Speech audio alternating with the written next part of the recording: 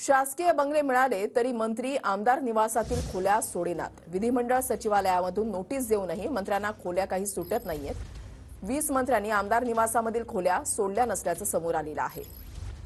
निवृत्ती बाबर आमचे प्रतिनिधी या संदर्भातली अधिक माहिती देतील। निवृत्ती, दृश्याला आपण पाहतोय की महायुतीतील मंत्र्यांना शासकीय बंगले मिळालेले आहेत, तरी त्यांना ज्या आमदार निवासातील जे जुन्या सरकारच्या काळामध्ये त्यांना खोल्या देण्यात आल्या होत्या त्या खोल्या त्यांनी अजून देखील सोडलेल्या नाहीत अशी बाब जी आहे ते समोर आलेली आहे।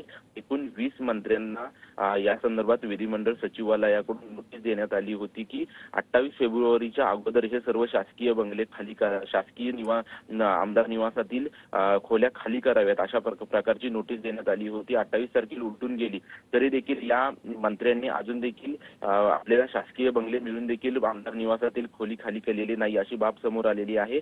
यामध्ये एकूण 20 मंत्र्यांचा समावेश आहे। यामध्ये गिरीश महाजन असतील, नितेश राणे, इंद्रनील नाईक, त्याचसोबत हसन मुश्रीफ, धनंजय मुंडे, चंद्रकांत पाटील, अतुल सावे, नरहरी झिरवाळ, राधाकृष्ण विखे पाटील अशा बड्या मंत्र्यांचा जो आहे तो यामध्ये समावेश असल्याचं आपल्याला पाहायला मिळतं। एकूण 20 मंत्र्यांना शासकीय निवासस्थान मिळालेलं आहे तरी देखील त्यांनी आमदार निवासमधील ज्या खोल्या आहेत त्या अजून देखील खाली केलेल्या नाहीत। त्यामुळे अनेक आमदारांची गैरसोय जी आहे त्या ठिकाणी होताना पाहायला त्यांना विधिमंडळ सचिवालयाकडून पत्र देऊन देखील अजून देखील त्यांनी रूम खाली केलेले नाही। त्याच्यामुळे इतर आमदार आहेत त्या आमदारांना बाहेर भाड्यानं राहावं लागतं आणि याचा सर्व खर्च जो आहे तो विधिमंडळ सचिवालयाकडून करण्यात येतोय। त्याच्यामुळे हे आता मंत्री केव्हा हे शासकीय आमदार निवासातील खोल्या सोडणार हे पाहणं महत्त्वाचं असेल। नक्कीच, धन्यवाद तुम्ही दिलेल्या सविस्तर माहितीसाठी।